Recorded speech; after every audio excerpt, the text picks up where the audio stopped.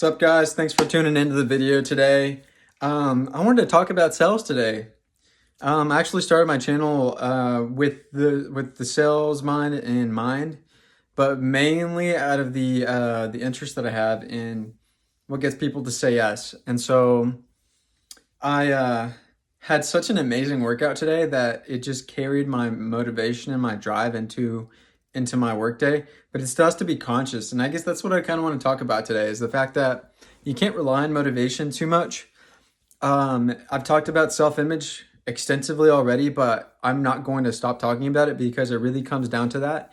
And when I say self-image, when I tell you guys, like, if I were to tell you, or if someone was to ask me, like, what is your self-image of yourself? What's your self-concept? If for me, it feels more like an energy. It more comes from like I like picture myself as an energy orb, like a light, just like a super bright, radiant light that's just moving around, expressing itself in the world. But if I start to think of myself more in terms of like my body and like the way I look and my hair and my clothes and like where I came from and things like that, all of these extra sensory like facets that I'm adding on to that like initial moldless energy orb that I really identify with, that honestly allows me to be more than I am, then I start to feel it starts to dim the projector screen of like the image that I have of myself. It starts to dim that, and it feels constricted, it feels closed in. Even though, let's say you are trying to construct your own self-image, it should really come your self-image needs to be like an idea. It needs to be formless. It needs to be like a feeling. It needs to be how would you need to feel in order to express yourself limitlessly without any restrictions, without any kind of like pullbacks. How would you need to feel? What energy is that allows you to break through molds and break through old past perceived notions of who you are and things like that? Like, that's really the only way that you get past certain hurdles, is to forget about the person that you think you've been this whole time. It's that whole concept of throwing off the old and putting on the new man, throwing off the old and putting on the new. But that new version still like doesn't fully come onto you unless you don't have like a fully fleshed out picture of it. And it goes so contrary to what a lot of books talk about, and perhaps it's something that I don't fully understand, because what I'm going to tell you, it goes against that. It's to say that don't have like a label for yourself. Don't have like a real human earth like concept of who you are, because as soon as you do that, you're thinking from someone else's lens. Like you're thinking of yourself in the third perspective of like how other people perceive you, which is only slightly important. So it's important to a fraction of what is more important, which is what is your first person experience? What is your first person view? Because as soon as you get too caught up in the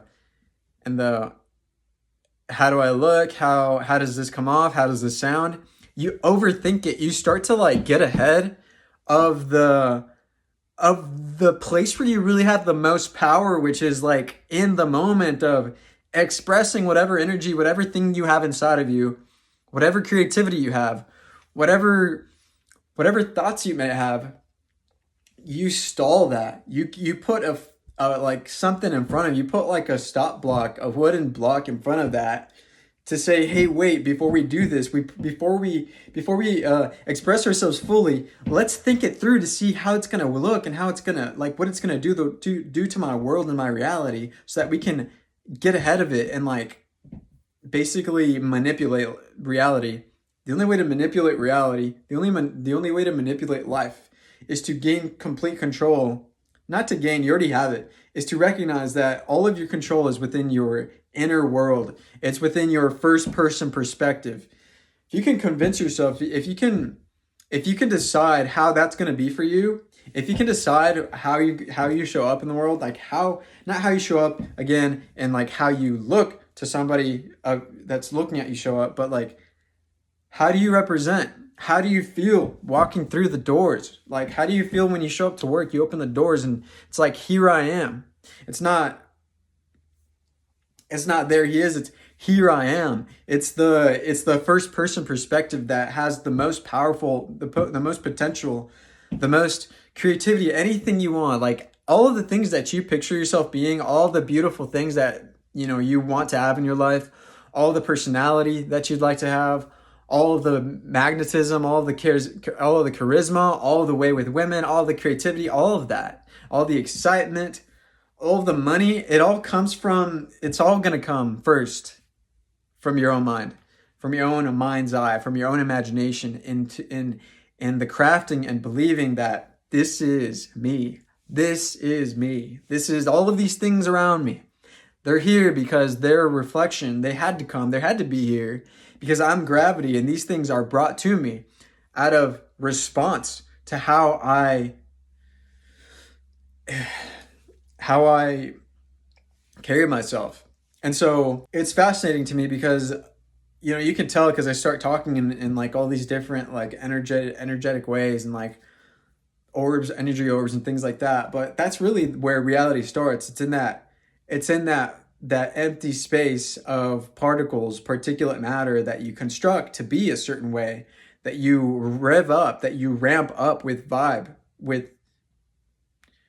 vibration, right? And you bring that wherever you go. That's why first person matters more than the third person perspective, because if you rely too much on how other people view you, you're never the same person with every person. I made a point in another video about how like you act, or like it's been my experience in times past that different people get different versions of me. And I didn't realize even then, like I know I've come a long way, but this people pleasing disease, it's a disease because it puts you out of ease, right? There's levels to it. There's like someone who is an extreme people pleaser that fucking like metamorphosizes, and they're like a chameleon depending on the environment, who they're around. If you can do that consciously, great. But a lot of people do it unconsciously out of like the anxiety of not feeling comfortable and being in their own skin. And I want you guys not to be that person. I want you guys to recognize that whoever it is that's inside is the best version, is better than any version that anyone else could ever tell you. Because that's the one with balls. That's the one that's actually you. That's the one you have control of. That's the one that you're convinced of. And so as long as you're convinced of it, that's what other people are going to see. And regardless, whether they see it or not does not even matter. Like what matters most is that you feel empowered by who you are. And know that that's enough. That is more than enough. That's more than anyone ever told you would be enough. In this like rat race of life, people every day they're trying to become someone else, something else. And although it gets people to move and take action, a lot of times that ladder that they're climbing isn't even on the right wall. If you can put that ladder on yourself and just climb yourself, know that the game is really just expressing more of yourself, finding ways and avenues and people that welcome you expressing more of yourself. Because you're everything, like all of it is already inside. I know this sounds so cliche, but it's the truth. It's the absolute truth. It's the most true thing I'll ever tell you guys, that all of it is all inside of you. And when you find it and you express it, not from a place of lack, but a place of like, I was blind, but now I see. Like there's nothing outside of me that I can't have inside first. There's nothing outside of me that's beyond me. There's nothing outside of me that's greater than me. There's nothing outside of me that I can't feel, that I can't own. You own it first in your own imagination, your own perspective. First person perspective, I'm telling you, first person perspective. Be selfish. It's always about you. It's always about you. It's always about you. And it's funny, I say that hesitantly because I understand that in many circles, to hear that is to like, who the fuck, like, who does this guy think he is to say it's all about you? Clearly this guy's egotistical and clearly he hasn't lived enough life. But the thing is, I say that knowing that that's the case. And unfortunately, some things have so much negative connotation to them because they've been misconstrued to believe to mean something different from what its original meaning was supposed to be. I'm telling you guys to remember that you're in control of your life. You're in control of it all, everything. And it's never been a better time to be alive. But anyways, I'm going to end it there because I got a hot pan warming up, or I got a hot pan waiting for me to put some food on it because I'm here for lunch only. I just came back from my lunch. But I hope you guys enjoyed the video. I hope you guys enjoyed the video. If you liked it, give it a like. And if you like my style of videos, if you like the topics, check out the other ones and subscribe. I would appreciate your support. And I'll see you guys in the next one. Bye. Peace.